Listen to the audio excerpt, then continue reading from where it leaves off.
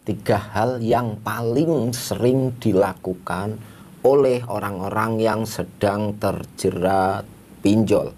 Padahal itu kesalahan fatal yang nggak ada manfaatnya namun banyak kerugiannya. Saya bahas tuntas di video ini. Simak terus.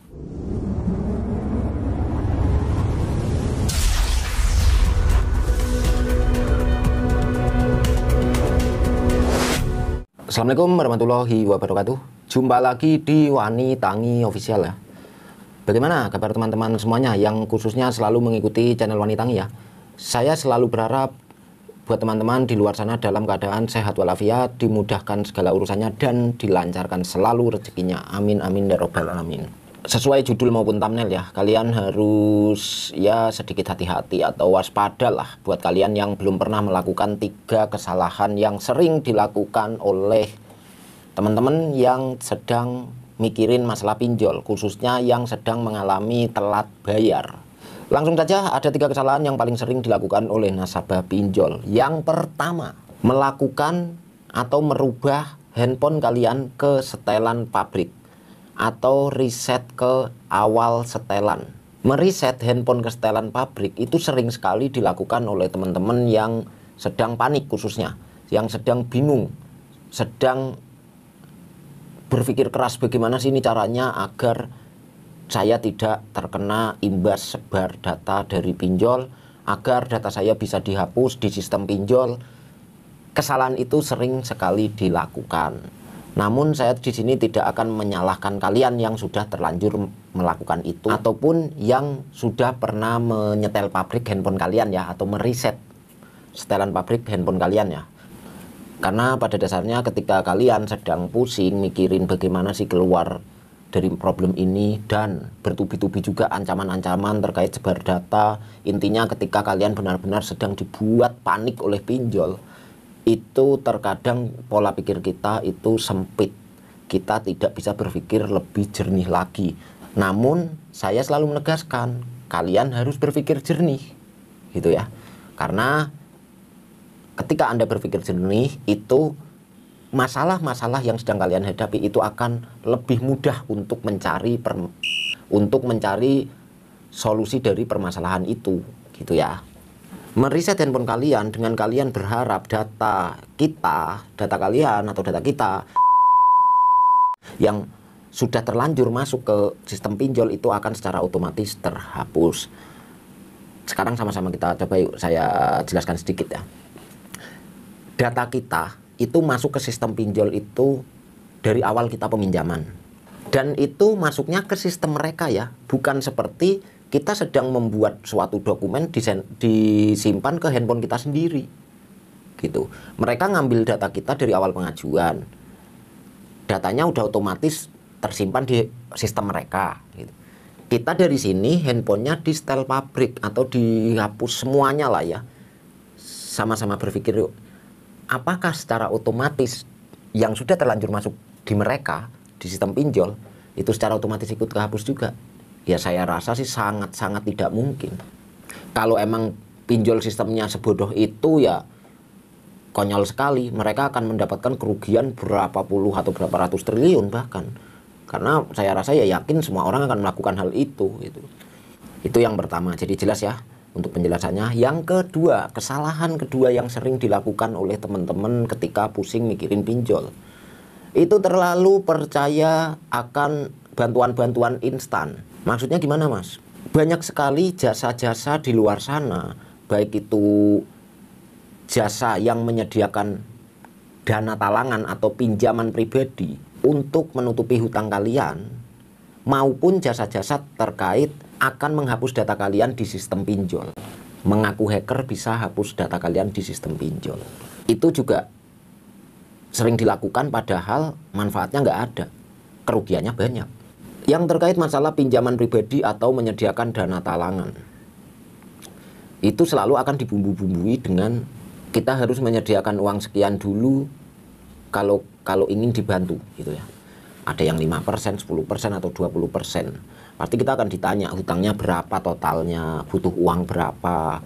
Nanti setelah itu baru masuk ke tahapan syarat dan ketentuan lah. Dan ya sekarang dipikir logika aja ya, mereka akan beralasan itu gini, nggak mungkin saya bantu Anda sedangkan saya tidak kenal Anda. Kalau saya ngasih bantuan dana talangan secara cuma-cuma tanpa kalian harus bayar administrasi awal dulu, kemungkinan besar mereka akan menjawab seperti itu untuk menjebak calon targetnya. Dari situ kita mungkin akan berpikir ya masuk akal juga ya gitu. Tapi pada dasarnya tuh gini, kalau emang mereka emang punya niatan untuk membantu semua korban-korban pinjol dengan cara nalangin dulu hutangnya, nanti kita tinggal bayar ke mereka, ya mereka harusnya buka kantor aja dong. Buka kantor, kasih info ke semua platform, bikin iklan bahkan. Saya berusaha lagi untuk dermawan nih, saya mau bantu-bantu temen yang kena pinjol, saya bayarin dulu, nanti biar hutangnya semuanya numpuk ke saya saja gitu. Itu sama-sama berpikir aja lah. Mungkin enggak sih ada orang yang begitu. Kalaupun mungkin, itu ya sampai sekarang saya nyatanya belum nemu kok yang seperti itu. Jadi artinya kalau ada administrasi di awal itu ya kemungkinan besar itu rentan penipuan ya. Jadi lebih waspada lagi. Saya sih berharapnya yang nonton video ini belum pernah ada yang ketipu oleh jasa-jasa seperti itu. Tapi kalau emang ada yang pernah ditipu dengan jasa-jasa bantuan-bantuan namun tidak ada hasilnya lah istilahnya, itu silakan kalian tulis di komentar ya. Saya pengen tahu cerita kalian yang pernah tertipu. Jadi seenggak-enggaknya saya punya gambaran lain untuk kedepannya mungkin akan membuat video baru lagi terkait penipuan di masalah perpinjolan ini. Kalau ceritanya emang berbeda dengan yang tadi saya ceritakan kan gitu ya. Oke lanjut ya. Untuk yang ketiga. Yang ketiga itu terkait masalah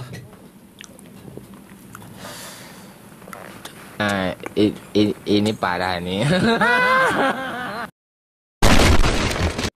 Yang ketiga, untuk yang ketiga itu terkait meninggalkan nomor handphone kita, baik itu di grup-grup Facebook, di komentar YouTube, dimanapun tempatnya lah ya, yang ada embel-embel saya ingin gabung grup, saya tolong masukkan nomor saya, gitu ya. Ketika kalian meninggalkan nomor kalian di beberapa tempat dengan tujuan kalian ingin gabung grup, itu mungkin gak sih kalian pasti gabung grup yang tepat? Gitu aja berpikirnya ya. Nah, perbandingannya adalah banyak sekali termasuk saya itu yang membuka WhatsApp grup secara terang-terangan, nomornya ada gitu ya. Jadi sekali lagi buat teman-teman jangan pernah ninggalin nomor kalian di komentar-komentar channel Wanitangi khususnya ya. Karena apa? Itu nantinya kalau saya tadi di awal bicara tidak ada manfaatnya, kerugiannya bahkan ada gitu ya. Kerugiannya adalah itu sangat mungkin untuk dimanfaatkan oleh oknum-oknum tertentu yang tujuannya untuk menipu lagi. Kembali lagi masalah penipuan lagi. Jadi jangan terlalu membuka celah untuk kalian ditipu gitu. Sedangkan nanti kalau ditipu juga kalian sendiri kan yang nyesel kan gitu ya. Itu yang ketiga. Pokoknya 3 hal itu kalian wajib menghindarinya. Yang pertama tadi reset handphone kalian ke setelan pabrik karena harapannya data otomatis akan terhapus. Yang kedua terkait masalah percaya dengan bantuan-bantuan instan, masalah hapus data pinjol ataupun masalah dana talangan. Yang ketiga, meninggalkan nomor telepon kalian ke komentar-komentar YouTube maupun di Facebook maupun di tempat-tempat lain. Itu karena rentan juga kalian untuk ditipu gitu ya. Kesimpulannya itu. Lebih baik saran dari saya ketika kalian emang terjerat pinjol ya, ketika emang kalian terjerat pinjol dan bingung mencari solusi-solusinya, kalian perbanyak untuk mencari edukasi-edukasi, mencari motivasi-motivasi, baik itu di YouTube, di Facebook, di Instagram, di Telegram, tapi dilihat yang sekiranya tidak menjerumuskan Anda lebih dalam lagi ke dalam dunia perpinjolan ini, gitu ya. Kalian punya hak untuk nonton saya atau nonton channel yang lain, yang pasti ketika omongan saya menurut kalian ada manfaatnya, ya silakan kalian ambil. Ketika omongan saya yang tidak ada manfaatnya, ya kalian harus bisa memisahkan juga. Terkadang saya ketika ada guyonan yang mungkin tidak tepat, atau mungkin yang kalian tidak sependapat dengan pendapat saya, itu bisa kalian pisahkan. Itu ya, ada istilah kan ambil yang baik, buang yang buruk, kan gitulah ya. Sekali lagi saya kembali mengingatkan buat teman-teman yang sekiranya ingin gabung grup WhatsApp Wanitangi, kalian bisa cek nomor saya ada di deskripsi video ini maupun di komentar teratas. Selanjutnya kalian cukup bilang, Mas Erik saya ingin gabung grup WhatsApp Wanitangi, bagaimana syaratnya atau bagaimana caranya. Dan buat teman-teman nih, saya akan mengingatkan kembali, jika menurut kalian video saya ini ada manfaatnya, silakan kalian share ke media sosial kalian ya.